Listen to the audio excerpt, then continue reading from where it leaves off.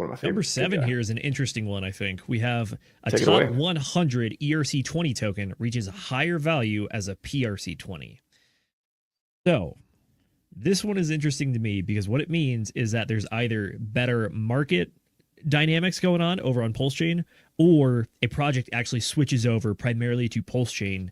To a successful Ethereum project also switches over to PulseChain for some reason. I don't know, maybe lower gas fees, faster throughput, more decentralization. Well, it could be any number of things.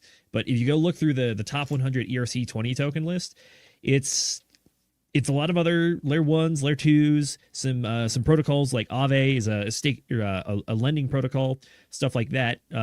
Fetch, artificial superintelligence, the decentralized AI project. It's like there is a possible rationale where some of these projects might start encountering some hurdles over there on the Ethereum side of the world, shall we say, and they decide, you know what, let's go ahead and try both, and we'll just let the market decide, as some folks are fond of saying.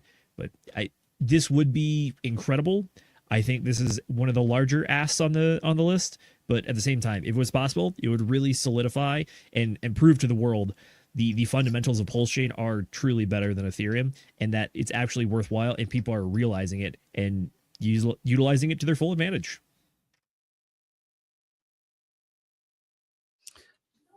Yeah, the one ERC20 that I see moving over to PulseChain and outperforming it, in my opinion, is I see Hex. That's kind of a gimme though.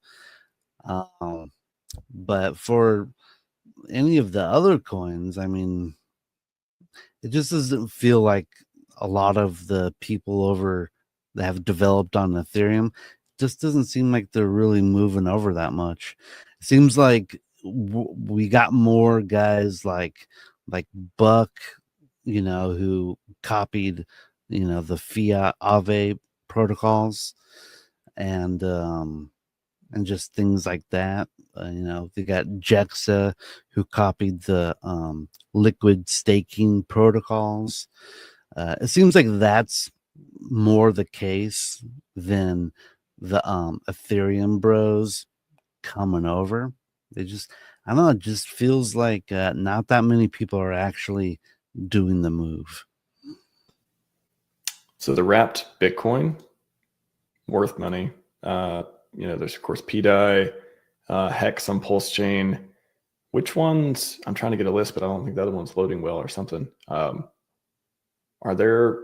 I mean, so far, again, this is without having the massive green candles, without having the launch momentum that we had. That there was farms with Pepe and all this stuff going on too. I don't think. Yeah, I never thought that. I thought it was always a stretch that they would actually come to PulseChain to turn, to change the RPC on their game or whatever, to come here for, they could, of course, cheaper fees. Always talk about Decentraland and Mana and all that stuff too.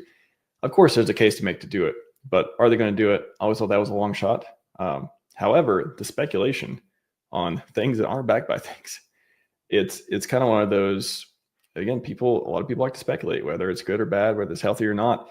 There is markets where there's liquidity and price fluctuations and trading. So in that way, does it turn into there's different narratives with, PDI and stuff as well, but does it always stay kind of a slot machine casino deal with the P copies, or is there any pieces? Could it turn into some bigger piece of the narrative? So there's two scenarios where I see this happening, or possible. Scenario number one is actual movement of core business function. So you have true utility on PulseChain. And then at the same time, you also would have maybe like a more competitive space over on Ethereum, so it's harder to compete. So you move something like, I don't know, another one of the dexes like Uniswap or 1inch or something. If they're losing market share on Ethereum and they move to PulseChain and then they gain massive success, that would be one of the scenarios where you could theoretically see the PRC20 outcompete the ERC20. The other thing, which is going to be a shout out to Access Alive, he was the one that really showed me this. He's like, people will trade anything and everything under the sun. Even last cycle, there technically was a point where Ethereum Classic was outperforming Ethereum and even had a higher price at a certain point when one was going down, the other's going up. So the P copy stuff, yeah, you could theoretically see those things actually outperform their ERC20 counterpoint at very specific points of the market if you want to get technical with it. But at the same time, like, keep in mind, when you have stuff like the P copies, it is pure market forces and market dynamics that move those things, because realistically, there is no utility to it. It's kind of just, it's the meme coin. It is what it is. As long as you understand what the game is, don't get mad about it, and also understand the possibilities of it if you are dealing with just pure market forces and market psychology too. That's going to be some of the keys to having those PRCs outperform the Ethereum copies.